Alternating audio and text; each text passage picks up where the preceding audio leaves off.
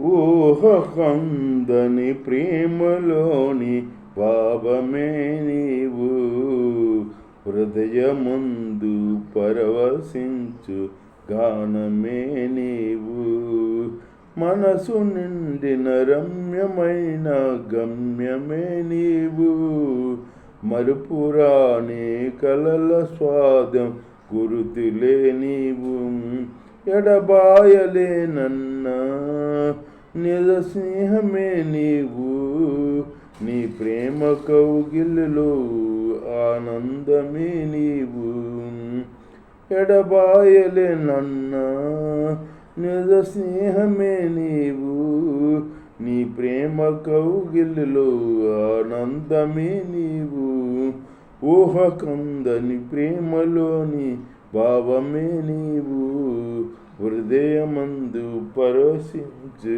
గానమే నీవు. దేహమందు గాయమైతే కుదట పడును గదా, గుండె గాయం గుర్తుపట్టిన నరుడు లేడు గదా, దేహమందు గాయమైతే కుదుట పడును గదా, గుండె గాయం గుర్తుపట్టి నరుడు లేడు గదా, నీవే నీవే యేసయ్యా, నా అంతరంగము తరసి చూసిన గాఢమైన ప్రేమవు, నన్ను నీ భుజము పైన మోసిన అలసిపోని ప్రేమవు, నీవు లేనిదే నా బ్రతుకులో ఇలువంటుదే లేదయ్యా, నీవు లేనిదే నా బ్రతుకులో విలువంటూనే లేదయ్యా, ఊహకందని ప్రేమలోని భావమే నీవు, హృదయమందు పరవశించు గానమే నీవు, మనసు నిండిన రమ్యమైన గమ్యమే నీవు, మరుపురాని కలల స్వాదం గురుతులే నీవు, ఎడబాయలేనన్నా నిజ సింహమే నీవు, నీ ప్రేమ కౌగిలిలో ఆనందమే నీవు.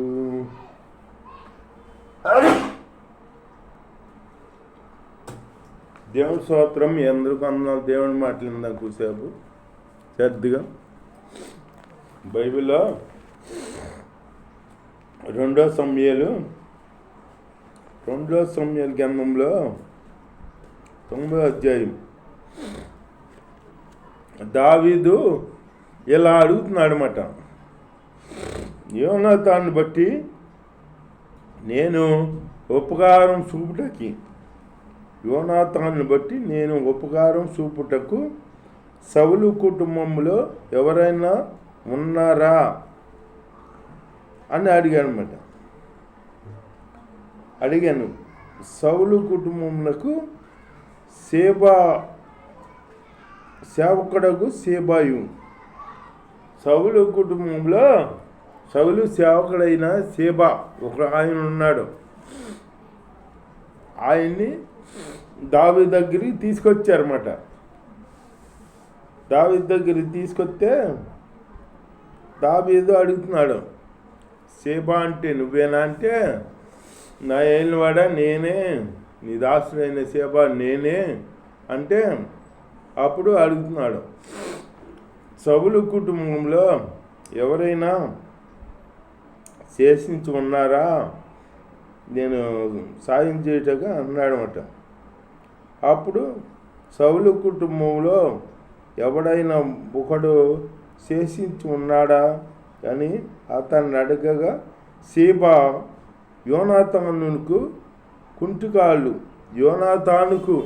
కుంటికాళ్ళు గల కుమారుడు ఉన్నాడని రాజుతో మనవి చేశాడు అన్నమాట. యోనాతానికి ఒక కొంటి కుమారుడు ఉన్నాడని రాజుకు చెప్పాడు, మనవి చేశాడు అన్నమాట. దేవుని స్తోత్రం. ఆయన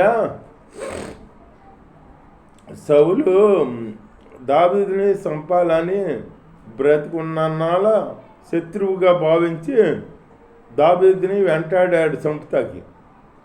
అయినా కానీ ఇక్కడ చూడు, సౌలు కుటుంబంలో యోనాతాన్ని బట్టి నేను సాయం చేయడానికి ఎవరన్నా చేసి ఉన్నారా అని అడుగుతున్నాడు అనమాట. ఎంత ఉపకార బుద్ధి, మంచి బుద్ధి దావీదు అపకారం చేయడు, ఉపకారమే చేస్తాడు కానీ అపకారం చేయడు మాట. అంత మంచి దావీదు అడిగాడనమాట. చేబా అనే దాసుడు వచ్చి చెప్పాడు, యోనాతు తనకి ఒక కుంటు కుమారుడు ఉన్నాడు, కుంటు కాళ్ళు కల కుమారుడు ఉన్నాడు అని చెప్పాడు అనమాట. అతను ఎక్కడున్నాడు అని అడిగాడు. అతను లోదేబారులో అమీయేలు కుమారుడగు మాకీరు వెంట ఉన్నాడని రాజుతో అనేను. లోదేబారులో ఉన్నాడంట. అమీయాలు కుమారుడు అగు మాకీరు వెంట ఉన్నాడని రాజుతో చెప్పాడు. అంటే చీకట్లో ఉన్నాడనమాట. చీకట్లో ఉన్నవాడికి వెలుగిచ్చాడు దావీదు. సేవకులను పంపించి ఆ కుంటివాడిని పిలిపించాడు, తీసుకురామని పంపించాడు అన్నమాట. తీసుకొచ్చాడు. రాజైన దావీదు మనుషులను పంపి లోదేబారులో ఉన్న అమీయేలు కుమారుడు మాకీరు ఇంట నుండి అతన్ని రప్పించాడంట. మరి శత్రువు కుటుంబానికి సాయం చేయాలని బుద్ధి కలిగింది దావీదుకి. మనకి శత్రువు మనం ప్రేమిస్తున్నామా? శత్రువు ఇప్పుడు మన శత్రువు కాదు. మందిరంలో వస్తా మనకి వాళ్ళకి కొంచెం ఏదో పడదని వాళ్ళు ఎదురు వస్తుంటేనే వాళ్ళకి తప్పించి తిరుగుతాం మనం. వాళ్ళకి వందనాలు చెప్పం. అలాంటి బుద్ధి మన బుద్ధి. ఎలాంటి బుద్ధి? శత్రువుగా చూసే బుద్ధి. ఇక్కడ దావీదు భక్తుడు ఉన్నాడు, శత్రువుని మిత్రుడిగా చూస్తున్నాడు అన్నమాట. దావీదు భక్తుడు అలాగే శత్రువుని మిత్రుడిగా చూడాలి. మనం చూసే బుద్ధి కలిగి ఉండాలన్నమాట.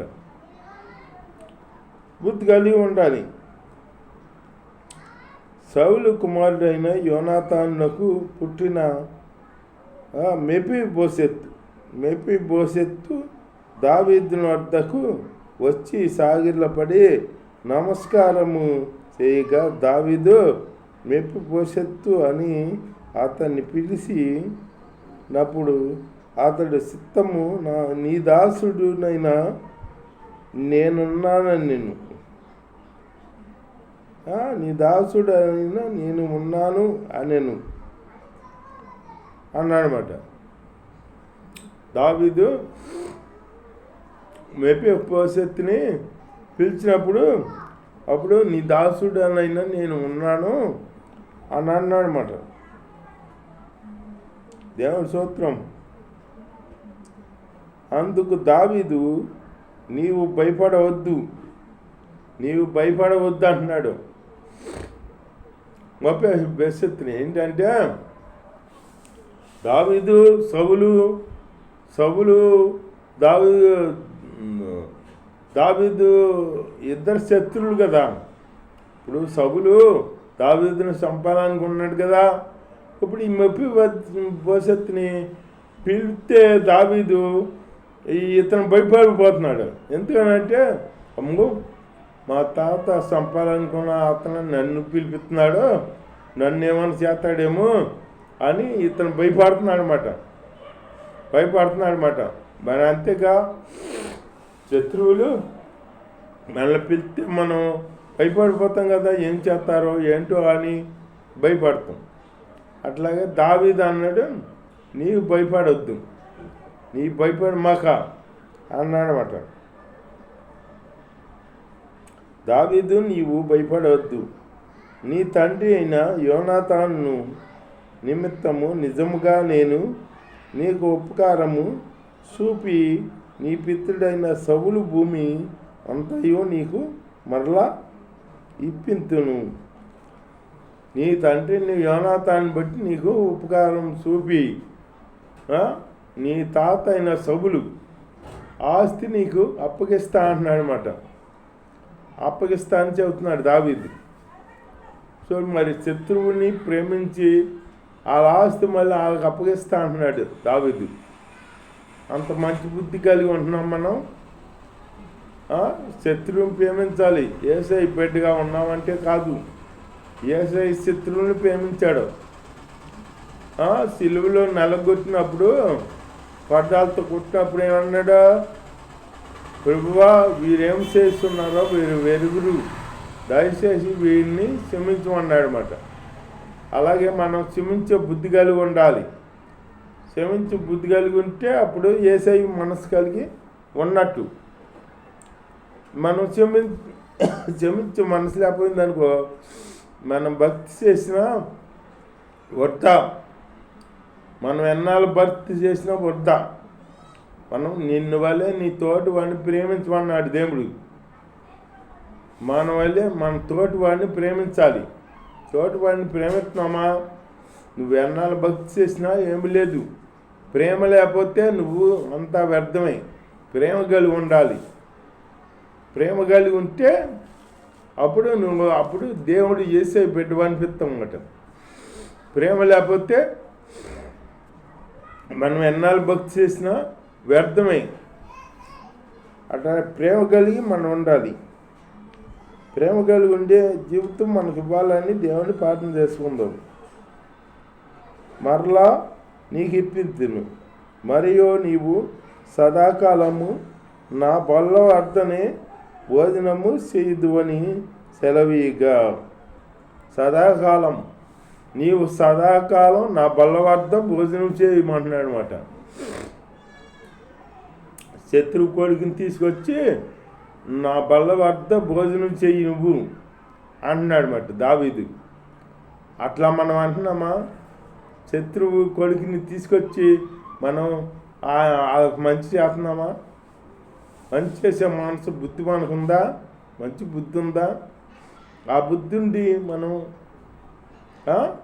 భక్తి చేస్తే కాదు, మంచి బుద్ధి ఉండాలి. తోటి వాడిని ప్రేమించే మనసు ఉండాలి.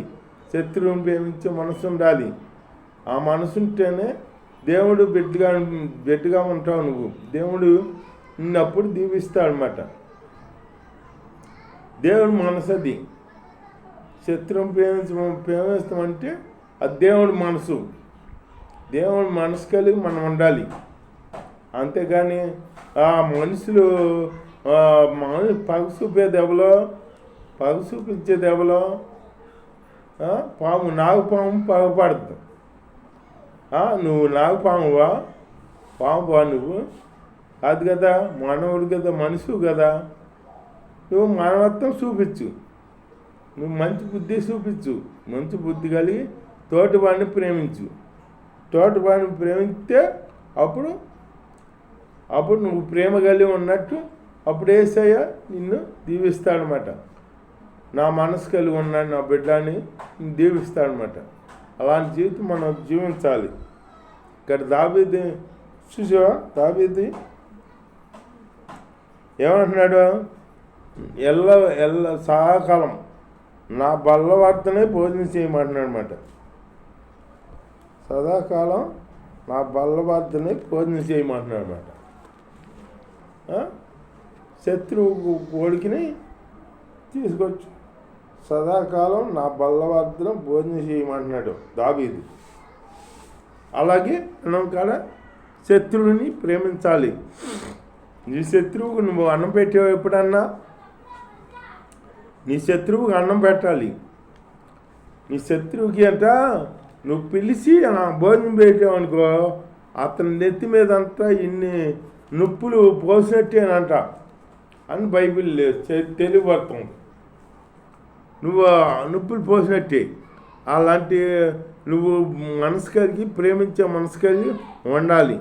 అలాంటి జీవితం దేవుడు మనకు అనుగ్రహించిన గాక. దేవుడు వాక్యం దీవించిన గాక. ఆమె